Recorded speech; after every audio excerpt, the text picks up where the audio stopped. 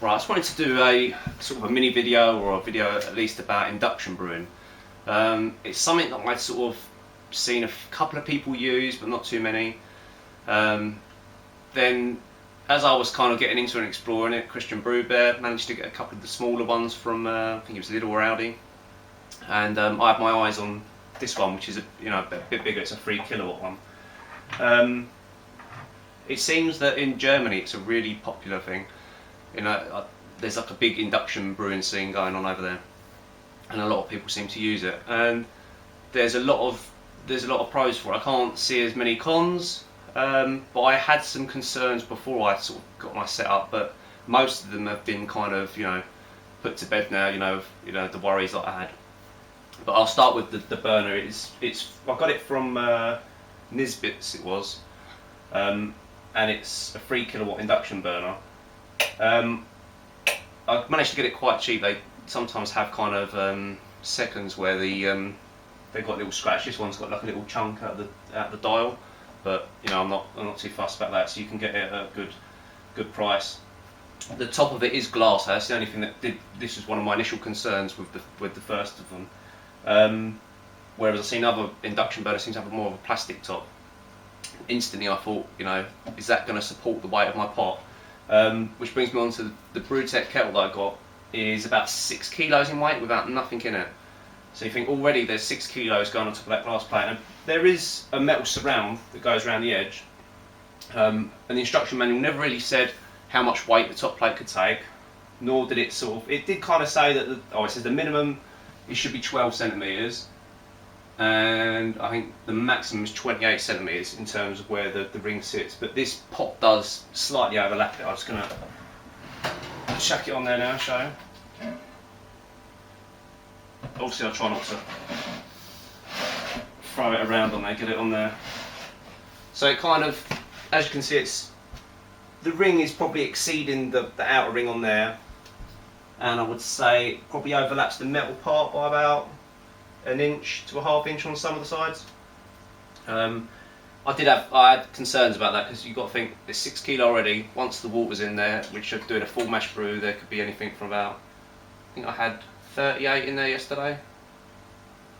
No, 35 in there yesterday. Because I had concerns how much the pot would take, and did a 5 litre sparge. So there was about 31.5 litres in there, plus the 6 kilo, and I think a litre of water is about 1 kilo.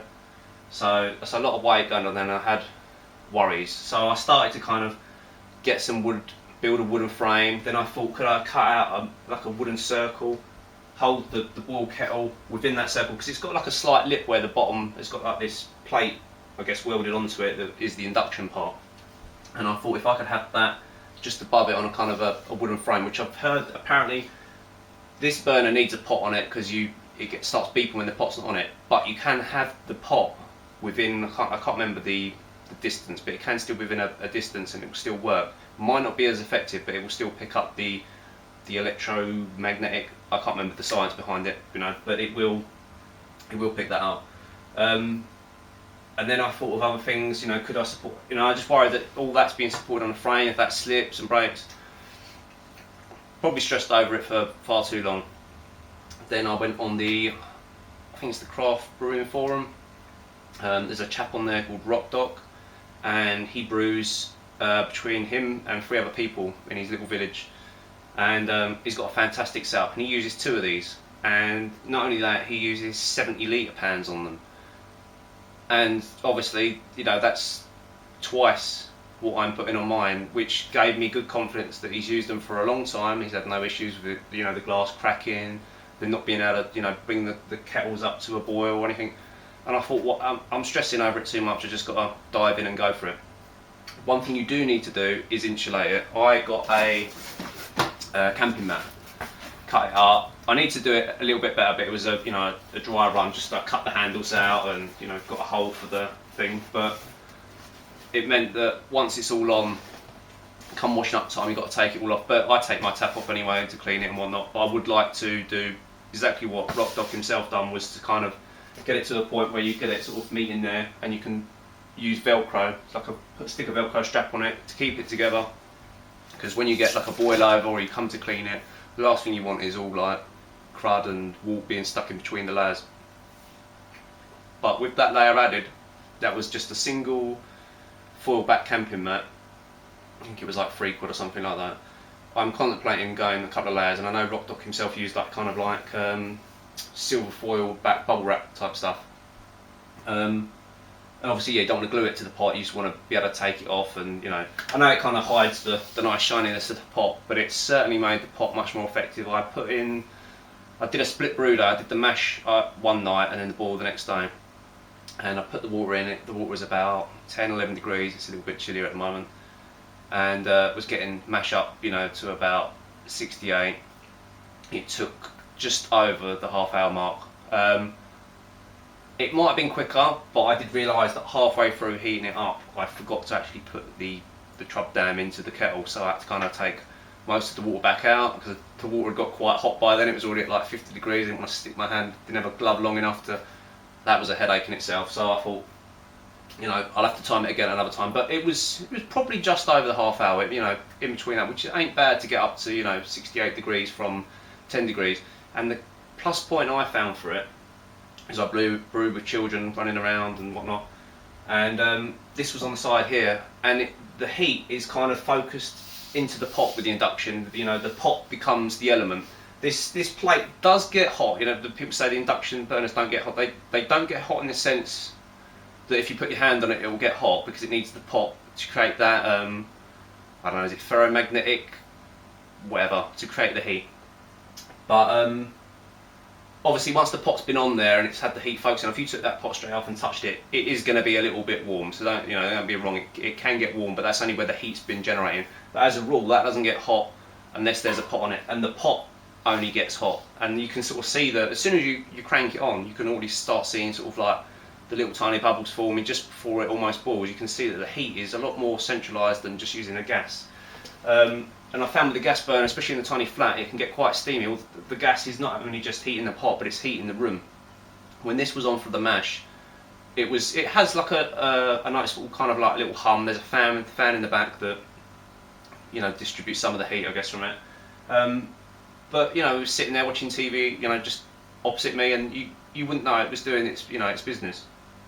And I haven't actually got my temperature dial set up on it yet, but I am gonna try and get that sorted, because what I want to know is, it didn't really matter anyway. Once it was insulated with the camping mat, it didn't drop a single degree for the 90-minute mash. So I think there was a combination of it still being on the burner that had a little bit of heat, residual heat from it. The insulation was great. Not only that, what I also did on the lid, because that's where a lot of the heat is going to escape, got some kind of like very thick foam, silver backed it in some sticky tape, cut out a slot for the lid so that when it's on there,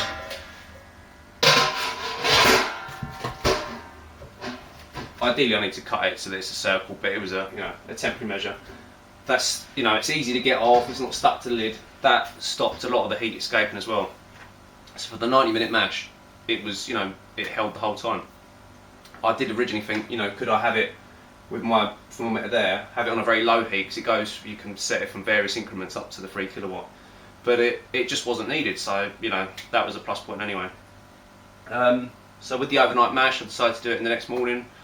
Had a bit of grief with, you know, not having a part for my chiller, had to go out, but left it all night, wrapped up, burner was off, and in the morning it was about 50 degrees, so, you know, it went down 15 degrees from the 65 mark that it stayed at, which was pretty damn good. So on the next day, cranked it up, and, you know, next to no time we was up to the boil, and the boil was pretty good. I got to say, I could have probably cranked the dial down, but I kept it at the 3 kilowatts just to see, you know, what it was like. But I would be careful of how high you are to the top of the pot in relation, because the boil was quite a ferocious boil.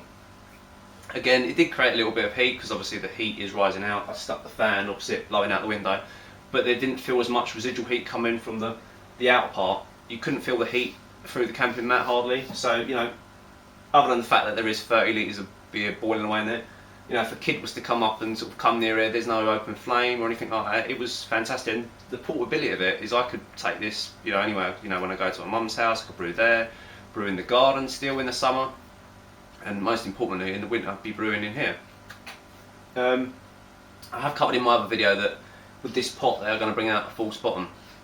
I had a little bit of grief with whole hops in the trub down of this one, but I think once that comes out, it could be the perfect kind of all-in-one brew in the bag brewing system, because you'd have the false bottom that would protect your bag from the elements. So when you come to do the end, you could do a mash out, you could crank up the temperature without worrying about scorching the bag. Or if you wanted to have a complete setup, you could have another one that was your mash tun with the false bottom, and have you have one as as the boil kettle. But for me, I haven't found a fault so far in the induction brewing, other than it's been really effective. I've been very, very pleased with it. So I think that's about it really. I mean, I'll probably try and get a bit of brew day footage another time where I, crank it up and show it in operation like that. But I just wanted to put a little video out there, and my kind of introduction to induction, if you like.